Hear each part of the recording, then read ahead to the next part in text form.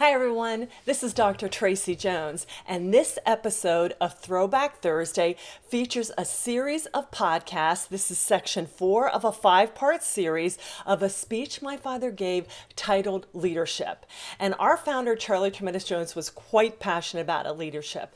And in this section, he begins by talking about the principle of abandonment and how we need to abandon what we like and want to think about in favor of what we ought and need to think about. My father shares that new life only begins when we shed the old. He also talks about my brother Jerry and how he paid him to read books to earn a car in high school. Also about the notes that my father received from my brother, the Dear Dad letters when he was in college. And my father also shares some of the books that have radically changed his life. And you can just see as he's hold those books and shares those thoughts, just what these books meant from him and how new life began in my father when he shed the old stuff as a result of some of the tremendous books he read. So listen to this. You're going to love this segment.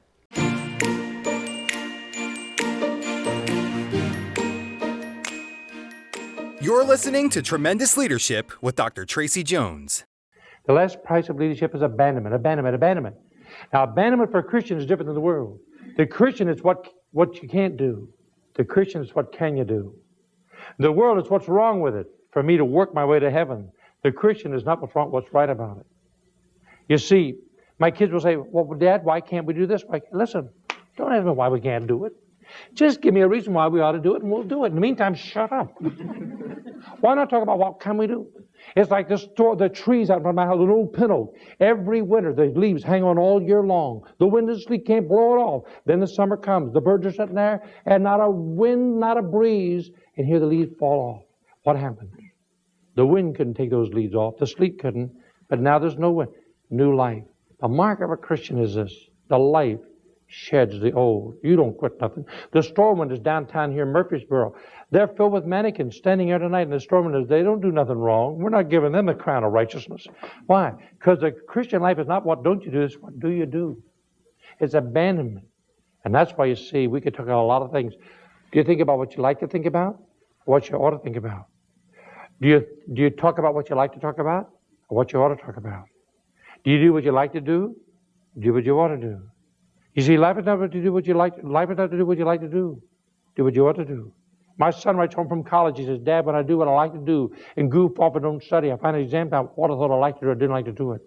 But Dad, when I do what I hate to do and hit those ranting, stanking, lousy books and do what I hate to do, I find at exam time what I hated to do, I love to do it. And you see, friends, that's why I love to talk about books. You are the same today you're going to be 5 years from now, except for two things. The people you meet and the books you read. Do you know why I'm so hooked on books? Because you see, in my marriage, it made a difference.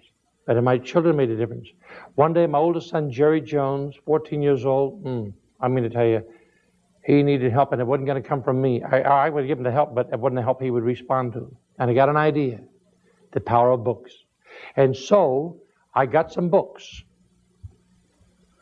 And I made him a deal. I said, son, I'm going to pay you to read books. And here's the deal. In 2 years from now, you want to buy a car when you're 16, don't you? Yes. And you want me to help you buy a car? Mm-hmm. All right, I'm going to help you, but here's the deal. From now on, I'm going to pay you for book reports. I'll pick out the books for you to read. You read the book and give me a book report.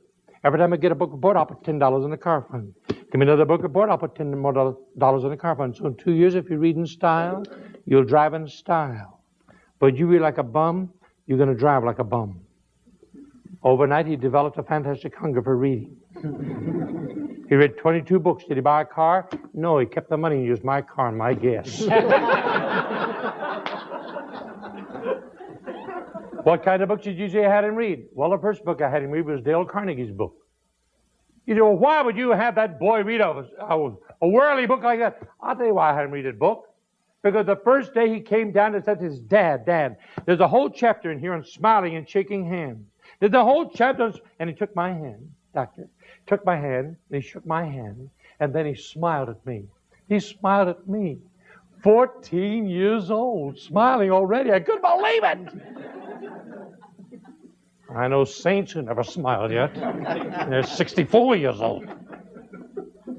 You know how to get old and bitter? Practice when you're young.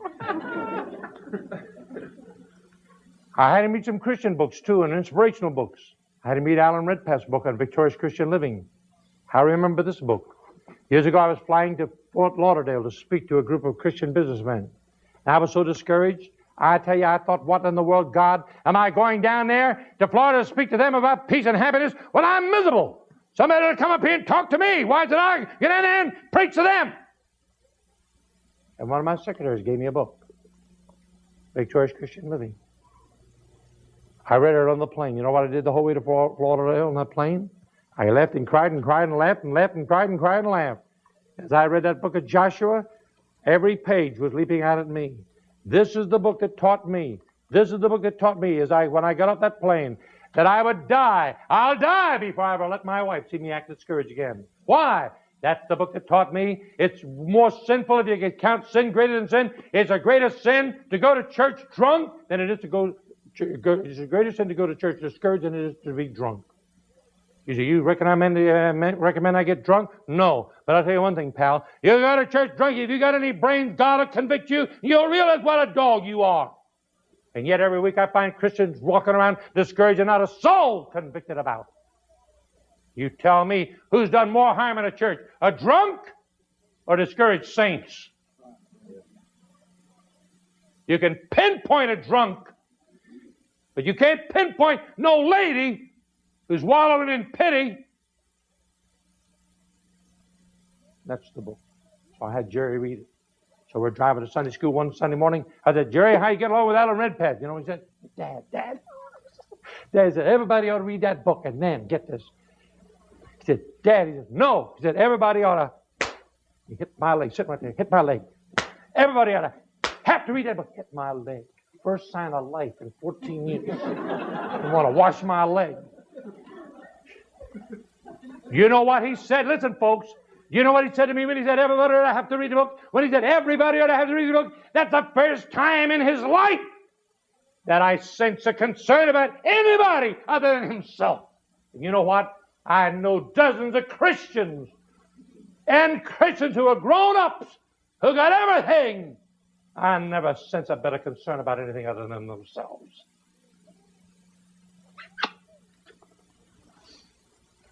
I remember years later, I fell in love with a lot of Alan Redpath's books. Here's one on Nehemiah. I remember the days when I wanted to quit the church and quit the board and quit the deacons and quit the soul, quit, when nobody ever cared, nobody ever helped. Then I got to read Nehemiah. You know what I did? I laughed and cried and cried and laughed and laughed and cried and cried and laughed. And that's where I learned you can want to quit to the point you're going to kill yourself, but you don't have to quit. That's where I got every word of it. So since I read that book, I never quit. I can't quit. I can want to quit. I enjoy quitting.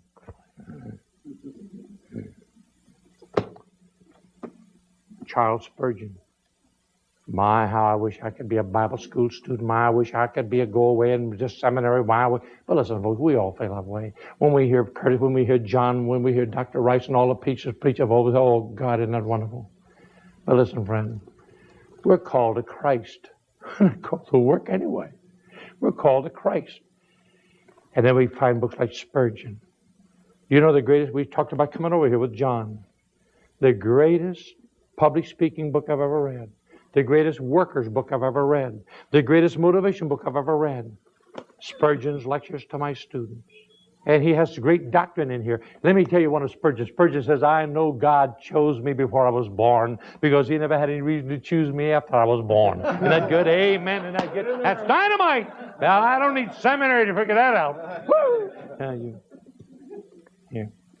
Oh, friend, there's so many great books here. But I got to tell you about one tonight. About an Abraham Lincoln. I know some of you don't feel too warm about Abraham Lincoln. And I agree, Jefferson Davis was a greater man. But now I realize why the South lost us. I tell Yankees up north, I tell them often why the South lost us of a war. God had the South lose. We lost us of a war because God wanted us to lose. God knew those great Southern gentlemen, Jefferson Davis, Robert E. Lee, Jeb Stuart, and Stonewall Jackson. He knew that they had enough grace and wisdom to take defeat. And God knew those drunken liberal Yankees could have never stood defeat. And God had the South lose to save the Union. See, this is all another. It's all true. But folks, with all that said, how I do love Abraham Lincoln.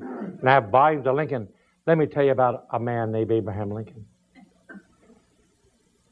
Once upon a time, there was a man named Abraham born in this world, in the Lincoln family. It was total poverty. And not only was he born into poverty, but it got worse every day of his life after he was born. He never knew his mother, really. She died when he was 9. He never knew his sister. She died in his teens. He never really knew a woman because the girl he loved died when he was teens, and he married into a family that was very hostile all of his married life.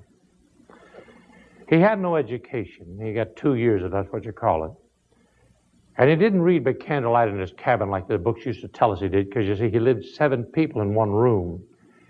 And it wasn't a cabin like some of the cabins you have around here in the hills, you know. These are pretty nice cabins, because he had no door and no windows in his cabin, just crawl space. But that was an upgrade from the previous year, because the year after his mother died, they had no cabin. They lived in a lean-to and kept alive by the fire and furs. And on top of his having no education, he never knew his father either. People say you need a father, a good father. Well, he hadn't really no father. He had a father who fed him, but he never got along with him. And by the way, even when Lincoln became president, he refused even to go to his father's funeral. He was so hurt by his father. He'd come to love his father later on, but not that time. He was so ugly, he joked about it all the time to put people at ease so they wouldn't mind having to look at anybody as ugly and homely as he was, and awkward on top of it. He was hated by the North, whether you know it or not, as much as he was by the South. If you want to read some good history, read the editorials on Lincoln, how he was hated by the North. They blamed him for everything. His generals thought he was an idiot, and all of his political assistants did all they could to undermine almost everything he ever did. We had an election recently. If you remember, Walter Mondale lost. There once was a president who lost a popular election worse than Walter Mondale. His name was Abraham Lincoln. Well, how did he become president? He won the Electoral College. That's how he won.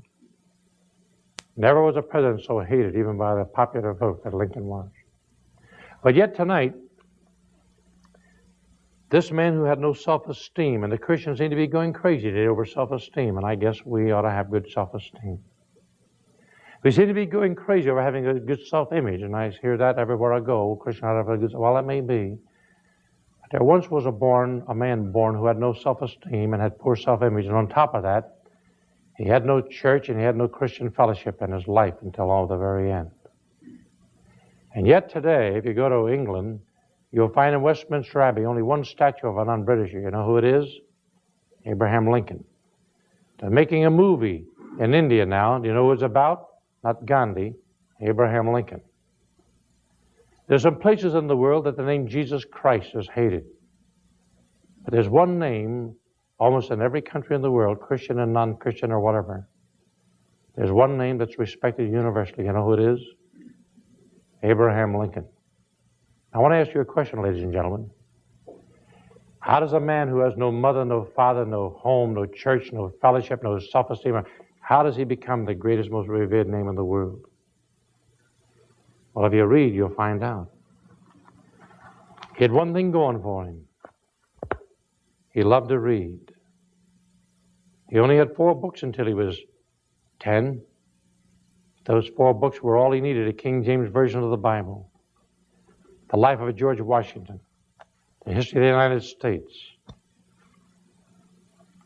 and Arabian Nights. When his mother died, his new mother brought him another book, a dictionary, Robinson Crusoe. And he had Pilgrim's Progress, had Pilgrim's Progress too. You see what happened when Lincoln learned to read. He learned to do what happened to all people who read. He learned to think. Wasn't that tremendous?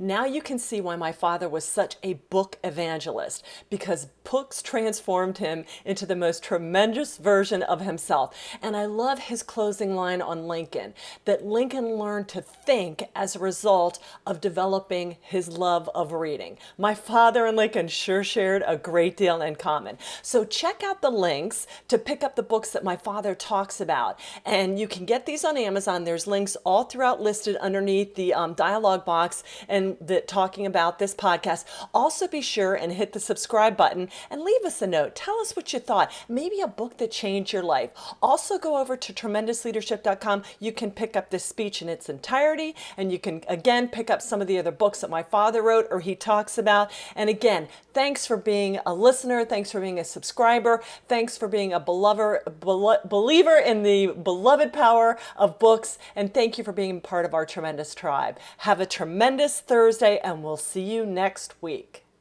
Thank you for listening to Tremendous Leadership with Dr. Tracy Jones. Find out more about Dr. Jones at www.tremendousleadership.com. If you've been ignited by something you heard in this episode, let us know by leaving a review for Tremendous Leadership wherever you listen to podcasts, or by sending us a message through www.tremendousleadership.com.